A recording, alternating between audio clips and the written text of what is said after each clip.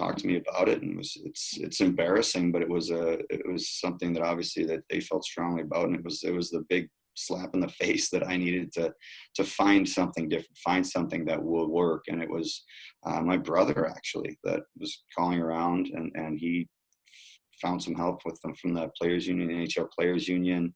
He dug around and kind of set it all up for me. I was lucky enough to have my brother, my wife, my parents that have all been obviously supporting me, not just through this, but my whole career and life, I should say. Yeah, that's awesome. So when you first came to Dr. Schmo, so we've already said you had like the emotional, the anger, that stuff, but what were some of your biggest symptoms that you were needing help with that you weren't seeing clear up? My eyes, my vision was goofy. I just, the big thing was just, I had no desire to do anything. Mm-hmm. I love playing on the pond. I used to love playing pickup hockey. I just have no desire to play hockey, and no desire to do all these things. And that was the thing that was most frustrating. I didn't even have any energy to do it if I wanted to. It felt like I was sleeping 20 hours a day. It was just, and if I didn't get it, I would be miserable and drive the kids and the family crazy in the house. So it was really a catch-22. It was either, well, I wasn't there because I was sleeping, or if I was there, I was going to be this frustrated, angry monster. So that's one of the things that I've noticed right away, the anxiety that's gone down with working with Doc Schmo, the enthusiasm just to do anything. I'm still working with the energy level a little bit, but at least I want to go out and do things again. Yeah. Yeah. And I totally recognize that, like the apathy, just that total lack of motivation. Yeah. I mean, friends eventually stopped inviting me to things because they're like, oh, she's not going to want to come anyway.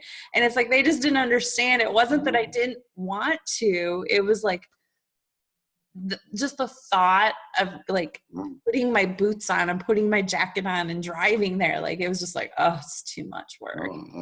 And that was, it started to get to me. And that's where I started to feel like there was some depression kicking in, and that was adding to it. And that just, it was just a tidal wave of different emotions that I was not used to.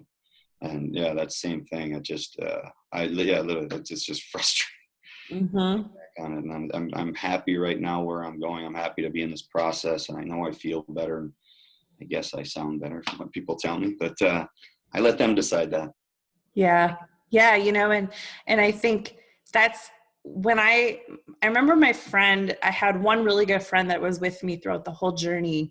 And it was within a few months of starting to work with Schmo, which I didn't get to him for like 2.5 years. I didn't know he existed. Right. So same as you, going to a neurologist, neuro-ophthalmologist, neuropsychologist, anything with neuro in the name.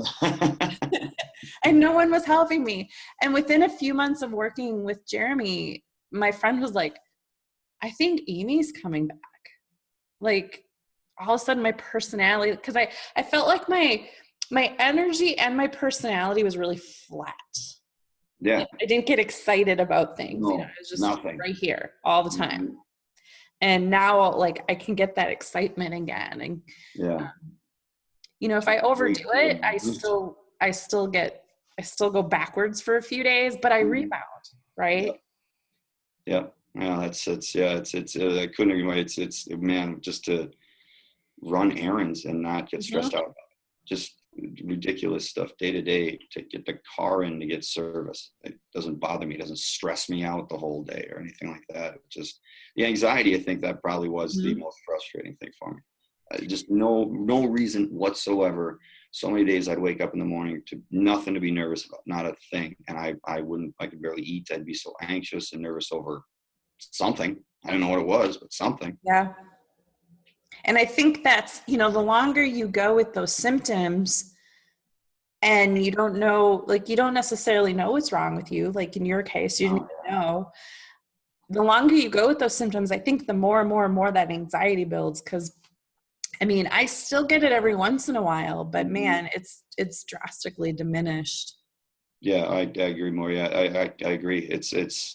It can be, it felt like for years, I swear it felt years that I felt it every single day, no matter what was going on, if we were relaxing or on vacation, no matter where we were, I was going to wake up and I was going to feel anxious. And yeah, all of a sudden there was one day when I was working with Doc Schmo.